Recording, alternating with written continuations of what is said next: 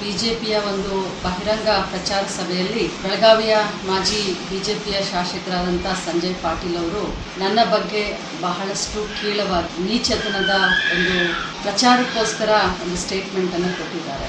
ಅದನ್ನ ನೋಡಿದ್ರೆ ಬಹುಶಃ ಕರ್ನಾಟಕ ರಾಜ್ಯದ ಎಲ್ಲ ಮಹಿಳೆಯರನ್ನ ಮತ್ತು ಮಕ್ಕಳನ್ನ ನಿಭಾಯಿಸುವಂತ ಮಹಿಳಾ ಮತ್ತು ಮಕ್ಕಳ ಅಭಿವೃದ್ಧಿ ಸಚಿವೆಯಾಗಿ ಇಡೀ ಕ್ಯಾಬಿನೆಟ್ನಲ್ಲಿ ಇರುವ ಏಕೈಕ ಮಹಿಳಾ ಸಚಿವೆ ನನಗೆ ಈ ರೀತಿಯಾದಂತ ಒಂದು ಅವಹೇಳನಕಾರಿ ಸ್ಟೇಟ್ಮೆಂಟ್ ಅನ್ನ ಕೊಟ್ರೆ ಅವರಿಗೆ ಬಿಜೆಪಿಯವರಿಗೆ ಈ ಮಹಿಳಾ ಕುಲ ಮತ್ತು ಮಹಿಳೆಯರ ಮೇಲೆ ಇರುವಂತ ಗೌರವ ಎಷ್ಟು ಅನ್ನೋದನ್ನ ಇದು ತೋರಿಸುತ್ತೆ. ಬಹುಶಃ ಬಿಜೆಪಿಯವರ ಹಿಡನ್ ಅಜೆಂಡಾ ಕೂಡ ಇದೇ ಆಗಿದೆ. ಬರೀ ಬಾಯಿ ಮಾತಿನಿಂದ ರಾಮ ಅಂತ ಹೇಳಿದ್ರೆ ಸಾಕಾಗೋದಿಲ್ಲ. ಇವತ್ತು ಬೇಟಿ ಬಚಾವ್ ಬೇಟಿ ಪಡಾವ್ ಅಂತ ಹೇಳಿದ್ರೆ ಇಲ್ಲ. ಪ್ರತಿಯೊಬ್ಬ ಮಹಿಳೆಯನ್ನ ಗೌರವ ಮಾಡುವುದು ನಮ್ಮ ಹಿಂದೂ ಸಂಸ್ಕೃತಿ. ಬಾಯಿನಲ್ಲಿ ಮಾತನಾಡಬೇಕಾದ್ರೆ ಹಿಂದೂಗಳ ಬಗ್ಗೆ ಹಿಂದೂ ಸಂಸ್ಕೃತಿ ಬಗ್ಗೆ ದೊಡ್ಡದಾಗಿ ಭಾಷಣ ಮಾಡುವಂತ ಸಂಜಯ್ ಪಾಟೀಲ್ ಅವರ ಈ ಹೇಳಿಕೆ ಬರೀ ಲಕ್ಷ್ಮೀ ಹೆಬ್ಬಾಳ್ಕರ್ ಅಥವಾ ಮಹಿಳೆಯರನ್ನ ಪ್ರತಿನಿಧಿಸುವ ಒಬ್ಬ ಮಂತ್ರಿ ಅಷ್ಟೇ ಅಲ್ಲ, ಇಡೀ ಕರ್ನಾಟಕ ರಾಜ್ಯದ ದೇಶದ ಮಹಿಳೆಯರಿಗೆ ಮಾಡಿದಂತ ಒಂದು ಅಪಮಾನ.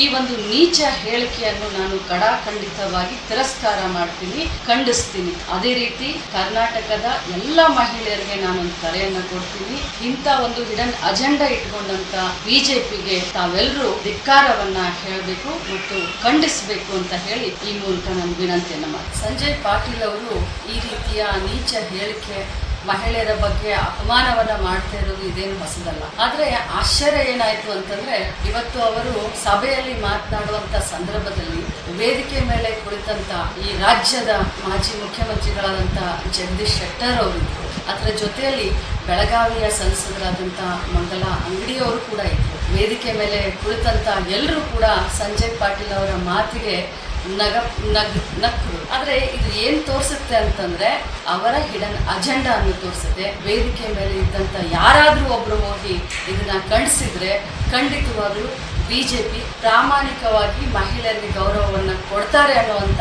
ಒಂದು ಅರ್ಥ ಬರ್ತಾ ಇತ್ತು. ಆದ್ರೆ ದುರ್ದೈವ ಇವತ್ತು ಬಿಜೆಪಿಯವರ ಮುಖವಾಡ ಕಳಚಿದೆ.